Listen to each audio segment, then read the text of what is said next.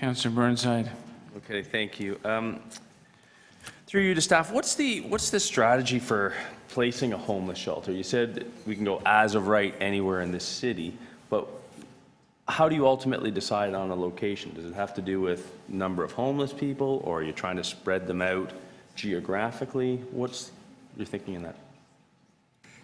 So through the chair, the shelter bylaw basically says as of right, and these services should be available across the city. So it has to be at least 250 meters away from another similar site. There has to be a community information meeting. And the other criteria relate to, for example, if you're building something, it has to meet codes and so on.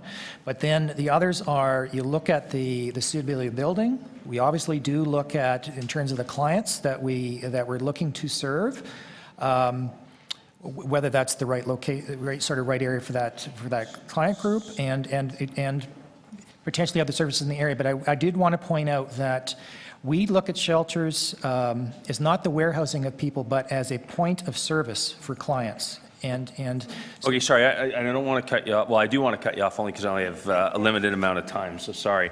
I know I understand the criteria. My question is more, do you look at an area and say, hey, there's a need because we see homelessness on whatever level, because I know you haven't been able to actually quantify that, or do you say, build it and they will come?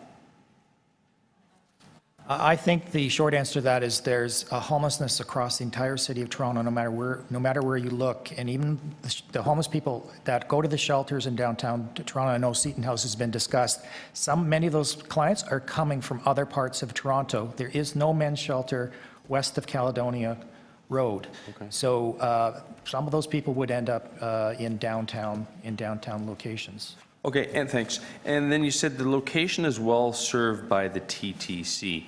I don't know. I know George Ballerina from years ago as a kid, but other than that, I don't have a good handle on the area. The residents, or many residents, deputed and said it's not well served. So how do you define well served? So through the chair, it's as long as there is, the main criteria, sorry, I forgot to mention, has to be on an arterial road, either minor or major. And the fact that there is transit, a bus or a streetcar, we're not talking about hundreds and hundreds of clients here. We're talking about up to 100 potentially here. And people talked about 24/7 being access transit in the middle of the night.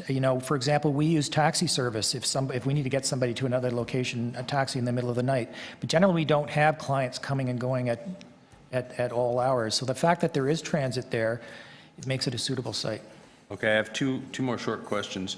The community, you meant, I know he is not looking, doesn't care what I have to say, but the community health center that you referenced here, how far is that from the proposed shelter?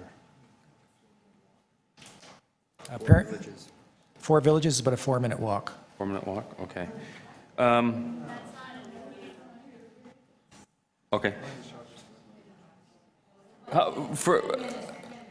Okay, so it's not too far. 10 minutes, slower walk. Okay, and then,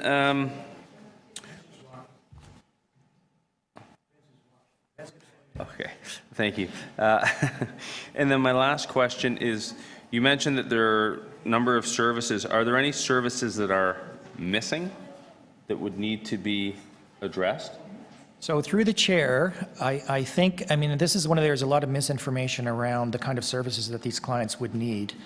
And this is a sort of a general population. Some of these clients, yes, would perhaps have addiction issues or what have you, but most people are like me in terms of being able to, the kinds of health services I would need, I don't need them all the time. I may need them from time to time.